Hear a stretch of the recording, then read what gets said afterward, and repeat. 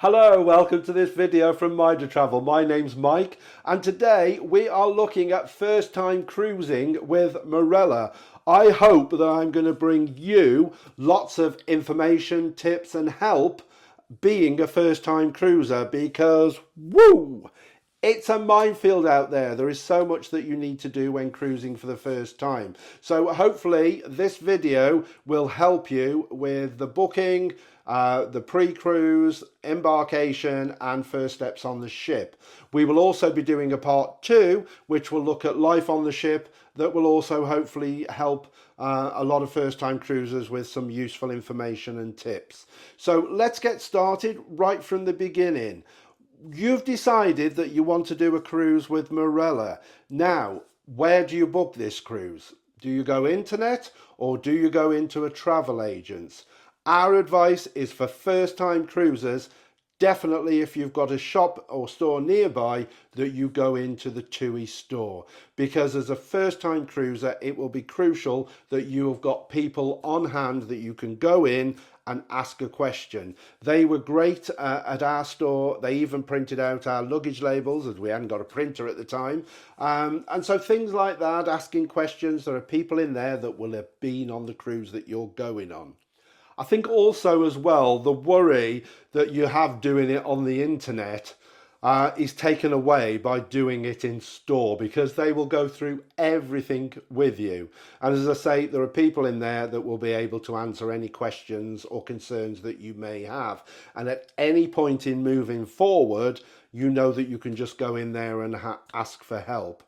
So when do you book the cruise? Now, there is some debate that you should do it sort of 12 months or more, or that you wait and do it last minute if you're able, when there are some good deals to be had when cruise companies are trying to fill their ships last minute. But certainly my advice would be, if you see a cruise, you see a price and you're happy with that price, do it, and just don't worry later on in the line about looking up the price. What I would say is that travel agents seem to have more give than the internet. You are likely to get a better deal by going into the travel agents. They will often match the price that you've seen online, but they've usually got a bit more they can do on top, and I always push for that little bit more. If you are going to book online, then make sure you wait until there is a discount code comes up. They've recently had one with Marella, where they had £300 off for Caribbean cruises and £200 off for Mediterranean cruises. So make sure you wait for a code, but I would say go into the store and you will probably get that. Anyway, we've had massive discounts when we've gone in. So we've always booked 12 months at least in advance, and I've always been happy with what we've paid. What I would say, if you're retired, if you've got no restrictions on dates that you're going, then take a look at, if you just enter in search engine, Marella Cruises, last minute, and you will find all their last minute bargains, which are going anywhere. Some are going in a few days, some are going in a few weeks, or even I've seen them 2 months ahead. But you will see the discounts that you will get on those cruises. Now, the next thing you will need to consider is the length of the cruise. Now, the other great thing about going into the travel agents is you could perhaps think about doing a 7-night cruise, but then having a land-based afterwards. And I'm sure by going into the travel agents, you could have a week on this cruise and then a week in a hotel. And that might just actually break the time up, just in case cruising isn't for you. Or just go on a 7-night cruise, and that should be enough for you to know whether you're going to get the cruising bug or not. Now, the good thing about booking well in advance, 12 months or so before, is that you only pay a very small deposit with Marella. Normally the deposit is about £200. A couple of months later you pay an extra £300, this is per person, and then your final balance isn't due until 3 months before your departure date, giving you plenty of time to save. I also like that time difference because it gives you so much time for planning and getting excited, really. Now, at the time of booking, you are going to be asked whether you want to pre-book a cabin. Now, what are the benefits? I believe it costs about £50 to pre-book your cabin. The benefits are that you can choose where you want to be on that ship. Now, if you are worried about seasickness, don't go at the front and don't go high. Go lower and midship, and that would probably be the best place for you. Also, look where the cabin's located. Ideally, you want cabins either side, cabins above and below. That way, you are not going to get the noisy restaurants, the theatre, the deck. So it's really important that you choose the right area. I would also avoid lifts. You don't have to be too far away from the lift, but don't be right where the lifts are, because people tend to, while they're waiting for the lift. Now, you may also be in a bit of a dilemma about which cabin to choose. First time we cruised, we had a balcony and it was beautiful. I loved it, but we hardly spent any time in our room. And so we have gone from balcony to outside cabin, and now our last cruise we did an inside cabin, and you know what? It was great for our needs, and obviously it's the cheapest option. Yes, there's no window, and I thought that would really bother me, but it didn't. It was absolutely fine. In fact, it made it quite cozy. So you need to think about your cabin and how much time you're actually going to spend in there. All we spend in there is getting ready to go out, getting up in the mornings and sleeping, and that's all we were in the cabin for. So think about what you want. If you really want to spoil yourself, or it's a special occasion, maybe you would like that cabin to be able to sit on the cabin as you come into port, but I like to be on top deck when we come into port. Now, on our last cruise on Marella Explorer, we decided not to pre-book our cabin. Now, we knew that we might live to regret that, but we wanted to try and get it as cheap as possible, and also just have the experience to see what happens to us. Now, we were placed at the back of the ship and we were below the theatre. Now, the theatre shows are 8:30 and 10:30 at night, usually finish at 11:30. Occasionally they'll have a staff show which doesn't start till 12:30 in the morning, and occasionally they will have a comedian who may do a later show because of more adult content. But I wasn't sure how we'd be with the theatre, but I have to say we're quite heavy sleepers anyway, and it didn't affect us at all.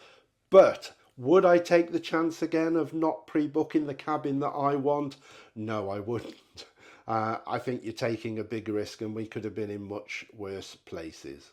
Now, when you book at a travel agent, it will also be a lot easier to get your flight seats. Now, that is normally done at the time, and you can pick them there and then. What I would say to you is, maybe before you press or agree to the seats that you look at, is go to a site called seatguru.com, because there are a couple of windows on Marella Dreamliners that are described as window seats but haven't got windows. So check Seat Guru before you decide affirmatively on your seat numbers. The other thing you might be able to or asked to consider is whether you want to go premium or all-inclusive on your drinks. All-inclusive is free, premium is not. At the time I'm recording this, I believe it's about £90 per person per week to go premium. Now, if you book it before cruise, then it is £10 cheaper. Sorry, so it's £80 pre-cruise, £90 if you wait till you're on board. So what is our opinion on premium and all-inclusive? We have got a full video, I'll try and put the link above, on the drinks package, and we show every page of the book called Into the Drink. What we would suggest is that you consider what you might want to drink, go through the book and see what the prices are and what is included on the all-inclusive. We were absolutely shocked just how much good stuff there is on the all-inclusive. Now, the first cruise we did with Marella, we went premium, and we went premium for two main reasons, really. One was cocktails. There's a much bigger choice of cocktails on the premium. And the second reason was the coffee. We like our coffees, and I really wanted to go and enjoy coffee port and whatever coffees we wanted. Now, we did 2 weeks premium, and we decided that we did not need the premium. I think it was quite disappointing there wasn't a lot extra choice of wine. The cocktails weren't of the highest standard, so we found we stuck to one or two, and they were mainly the ones on the all-inclusive. Although we have learned since, a little tip is buy the virgin drink and then buy a shot separately so you can control how much alcohol you're putting in. So on cruises that we've been since, we have just gone all inclusive, and we have purchased the odd drink. If I want a coffee, I'll go and buy the odd coffee in Coffee Port. If I want, there is one cocktail that I'll definitely give a plug for, and that's the mudslide. It's only on the premium, but we decided that on all inclusive, if I want a mudslide, if I want a couple of coffees, it's going to be a fraction of the price of going premium. And I think you will find that we went on board thinking, oh, we're going to drink this, we're going to have every cocktail on the menu, we're going to do all the drinks. And in reality, you don't. You tend to stick to the same drinks all the time. So go through our video on Into the Drink, look at the drinks, what's included on premium, what isn't, and don't make that decision straight away until you have worked out in your own mind, does it pay for us to go premium? I have to say that premium is still really good value, and it's definitely a thing that other cruise companies need to learn from Marella. It's so simple, all inclusive, you haven't got to worry about spending extra money. Premium, if you want those slightly better brands and a little bit more choice, then go premium. When we booked our first Marella cruise, after we came away, I spent hours trying to find the Navigate app that Marella use. It's called Navigate, but I could not find it anywhere. So here is a big tip to you all. Don't look for it. The Navigate app is not available until you step on board your ship. In the meantime, concentrate on the cruise planner, which I will come to in a minute. But first of all, let's look at the other things that you are definitely going to need to make sure you've got in place. First of all, your passport. Make sure your passport is valid for at least 7 months. It's 6, but I would say allow 7 from your date of return. If it hasn't got at least 7 months on it, then certainly consider renewing your passport before you go. Secondly, you are going to need a good insurance, and your travel insurance must include cruise cover. Now, I can't emphasize enough how much having cruise cover is. How important it is, because if you need to be airlifted off a ship, if you get ill on the ship, if you miss your port, then you're going to be in a lot of trouble. Also, the Marella, every cruise we've been on, they do ask for your policy number and your company. We were told the first time we ever got to the embarkation that we might need to show it there, but we never have had to actually show it. But be prepared, you might be asked. So next, let's look at currency. Look at the countries that you are visiting and what currency you need. Obviously, the Mediterranean, Adriatic, I would think all you will probably need is euros. If you're going to the Caribbean, then you're definitely going to need to look at both dollars, and if you're visiting any French-owned islands such as Guadeloupe, Dominica, then you are probably going to need to have euros as well. Couple advices on the currency. Make sure when you order your currency that you get small notes, or as many small notes as you can, because it's sometimes very difficult to get change. And also they are very useful, the small notes, for giving additional tips. When you go on excursions, you will be expected to tip the tour guide. So have those small notes in place. If you're going to the Caribbean and you're getting dollars, then when you go onto these Caribbean islands and you're spending dollars, make sure if you receive any change that you get change in US dollars. They will often try and give you change in their local currency, which you will then find more or less impossible to change back. Also, when you get any American money, check the notes. If they are ripped, if they are damaged in any way, they will not be accepted in places and you won't be able to get rid of them. Now, it really does frustrate me with Marella that the Navigate app isn't available from the minute you book your holiday. But what you have got online is the cruise planner. Now, the cruise planner is quite useful to keep an eye on because you do need to put passenger information on there. You will have to download your luggage labels, your ship boarding pass, all from that cruise planner eventually. What frustrates me is that things like excursions, specialty dining that need to be booked before you cruise, or it's ideal if you can book them before you cruise because they will sell out in advance. They don't come on till about 3 months before your cruise. And I do find that a little bit frustrating, which is why I like to do an excursions video showing excursions that are available at the time that we're booking. Because I want to see what's available and what to do. So the cruise planner is quite important. Keep an eye on. And everything you need will be on there eventually. Right, waiting for your cruise, then you need to start thinking about what you need to pack and what you're going to take with you. Now, from our experience, we learned that there are some certain items that would have made our cruise so much easier and were absolutely crucial. So I'm going to take you through those now. I'm going to start first of all with an extension lead. If you take an extension lead, make sure it's not surge protected. Yeah, strange, that's what I thought, but it needs to be non-surge protected. Now, in our room, for example, on Marella Voyager, we had one European plug and one plug that had an attachment in with 2 USBs in it. Totally inadequate. I've got medical equipment and without taking this I wouldn't have been able to use it, so it was definitely a godsend. It's got a USB-C, 2 USB ports and 3 British plugs. So I will put the links to all the information I'm going to show you down below, but certainly this, consider it was a godsend.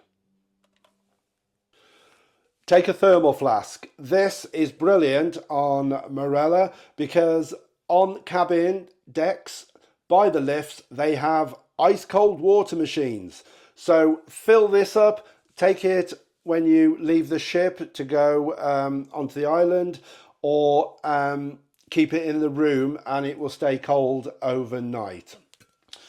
Next one is these pegs. When we went on board, we saw these pegs everywhere on the pool deck and top deck. People are holding their sun towels onto their sun loungers. Now, we hadn't got them and had to tie ours on. And obviously people were laughing at us because our towels were blowing everywhere. It gets windy on those top decks. These are about a £5 for 4. You can get them on Amazon, eBay. Search the internet, they're not difficult to find. Next item is this luggage label. Now, we didn't have this for our first cruise and we had to try best we can to cover it in cling film. This is so much better and you can reuse it as many times as you like. Now, when you print your luggage labels off, they obviously are going to be in paper form. So you need something secure to attach them to the case. This is brilliant. It's got a wire attachment that's not going to break or go anywhere. This is really good quality. These are available on Amazon, I presume lots of other places, but certainly worth thinking about getting those. I have got this phone case, which I absolutely love. And there in the back, there is a secret compartment. And in there are my credit cards. There's 3 in there, but I have also had little dollar bills in there or little pound notes in there. It's surprising what it will hold. Obviously, I feel a lot happier knowing that I've got those hidden, and I've also got the attachment to go around my wrist to give it a little bit more security. It's not going to stop it if somebody is intentionally getting it away, but it certainly is going to stall them long enough that hopefully you can react and do something about it. We love these microfiber towels. They fold up so small and yet they're so big. This goes around me and I'm a big chap. So it dries so quick. It's like a chamois for people. It dries quick. It dries you quick. Hold it up after you've done it for a little bit of air on it and it dries in seconds. It's so small and convenient just to take out with you. So we love those. Also, we struggled. We like our clothes nice and pressed. Well, on Marella, you've got no laundry room. You've got no ironing facilities. So what we do and found was the best thing to do was to take a steamer. Now, obviously, you need to take care around, don't do it immediately around the area. I can't get it out. Don't use it immediately around the area of the fire smoke detector. But we love this. We've used it on the last 2 Marella cruises we've been on. Not had a problem with it at all. And it does a good job of the clothes. It does, I'm sure it folds up smaller than this, but it fits in the case quite well. And have I got anything else to show you? I think that's probably it for now.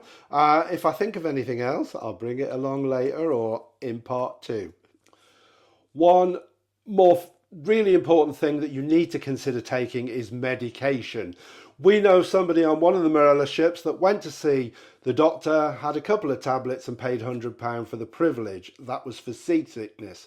So I would say as standard, obviously whatever medication you need to take anyway, please bear in mind that Marella might not have fridges in the rooms anymore. Voyager had them, but I understand they are taking them out on all of the ships. I think if you want medication keeping in a fridge, you need to go to reception. But certainly take the essentials such as your ibuprofen, your Anodin, your seasickness medication, your Diacalm. Think about what you might need and take maybe a few plasters and things like that. A little first aid kit so that you can hopefully avoid having to go and see a very expensive doctor on board. One of the things we love about Marella is that everything's included. So your flight, your transport from the airplane to the port, all included, so it makes life so much easier. We had a lovely surprise when we went on Voyager from Barbados, because we got to Barbados and they took us straight off the plane onto the coach to the port, and we did our sort of passport control as part of the embarkation procedure. Anywhere else, obviously, leaving the airport, there'll be coaches there, staff to show you where to go. It's all really simple. We have had 3 experiences of embarkation with Marella. They have all been really straightforward. A couple of times we've got there and we thought, oh my God, look at this queue. But it goes, whoo, whoo, whoo, whoo. How's it go? It moves really fast. But as a tip, get your passport ready, get your boarding, your ship boarding pass ready as well. You should have those printed out already before you travel. Regarding your luggage, sometimes you say goodbye to your luggage at your departure airport and you won't see it again till you get to your cabin. You don't have to worry about it. That's certainly the case for Barbados. When we went to Corfu and also Jamaica, we did have to pick our luggage up at the other end. So I'm sure it'll all be explained to you what you need to do with the luggage when you check in. Now, to continue with the embarkation, when you board the ship, you will be given a card such as this one. Treat this like a credit card. You will need to keep this with you at all times because you will need it to get in and out your room. I should just say, sorry, that each adult will get one of these with your name on it. And it will get you in and out your room, but wherever you go, you may well be asked for this. if you want to have a drink. The waiters will often take this because on here it tells them whether you're all-inclusive or whether you're premium. So you might also need these for purchases such at the spa, at the shops. Then everything will be paid via this and will go onto your room account. Just going back to embarkation, be careful. You can take a certain amount of alcohol. It has to be duty free. Don't buy from ports and take in. They do check your baggage every time you go back on the ship, and obviously make sure that you are in the allowance for alcohol that you can take on board. It is your responsibility, otherwise it will be taken off you and you won't get it back till the day that you leave. Now, once you've done embarkation, then that's where the fun and the excitement begins, because as you step out, the ship is, wow, massive in front of you and you're going on it. And our tip, as soon as you get on the boat, would be go and find your cabin. Go find your cabin, drop your hand luggage off, and then go and explore. What we would have, or what I should have said, when you fly, in your hand luggage, try and put a change of clothing. Maybe put some shorts, swimwear, but put a change of clothing in there, because you're probably going to want to get into something more comfortable. You're probably going to want to go straight and sunbathe up on the pool deck. So make sure you've got those clothes, because it might be a while until your suitcase arrive at your cabin. But once that's done, first thing is to watch the safety video in your cabin, which should be available on the TV. You will also be expected at some time later, they will let you know the time, to go to your muster stations and check in with your room card. Now, your muster station will be displayed on the back of your door. You will find it on the information there. Having watched the safety video, then our advice, maybe you're peckish, you want something to eat. First thought would be, oh, let's go to the buffet. Everyone else will have that first thought. Let's go up to the buffet. It will be busy if you've just got on with another flight or whatever else. So we would always say, go to the sit-down restaurant, go to the main dining room, latitude, and enjoy a served meal. It will just ease that stress and ease you into being fussed and looked after, and you get to meet the wonderful waiters. It also gives you an opportunity in the main dining room to look where the tables are that you like and take a picture of the numbers. There is a number on all of the tables. If you like a particular table, we loved one that was right at the back of the ship, and we had beautiful views out the back windows. It was a really nice place to be. So we would always, when we went after that, ask for that table. Sometimes it was free. They would certainly try and accommodate you. If it was free, we would have that table. The other good thing about having the same table all the time, if you like your serving staff, then you are going to get the same serving staff. And the more they get to know you, the more you get to know them. They know what you like, what you want, what you drink. They will look after you. I have no doubt that there are lots of things that I have missed, or that I will think afterwards, oh, I should have said that. If I do, I will put them in the comments below. And I'm sure there are a lot of you out there who have got some wonderful tips to share. And I would love that to happen in the comments below. If you've got some good tips for first-time cruisers, if you've cruised before and you think, oh, I wish I'd have known that, then please put it in the comment below, and hopefully it will become a good resource for first-time cruisers. So I'm going to end this part of the video here. There will be a part 2 where I will look at life on board, things to do. We'll look more in detail at excursions. Should you pre-book them? Should you book them with local companies? And we will go through all that in the next video. So if you haven't already, and you've found the video helpful and you've enjoyed it, then please subscribe. It helps a small channel like us grow. It helps our content get out to more people. And it's not a good word to use, subscribe, but you don't pay anything. it won't cost you a penny, but it means a lot to us. Also, a like wouldn't go amiss. That helps as well. And also click the notifications and you will get informed when our future videos come out. So a big thank you for watching. We really appreciate you coming and watching our videos, and hopefully the content will have been useful to you, even if you've learned just one thing. You've been watching Mida Travel, and hopefully we'll see you again very soon. Take care everyone. Happy cruising!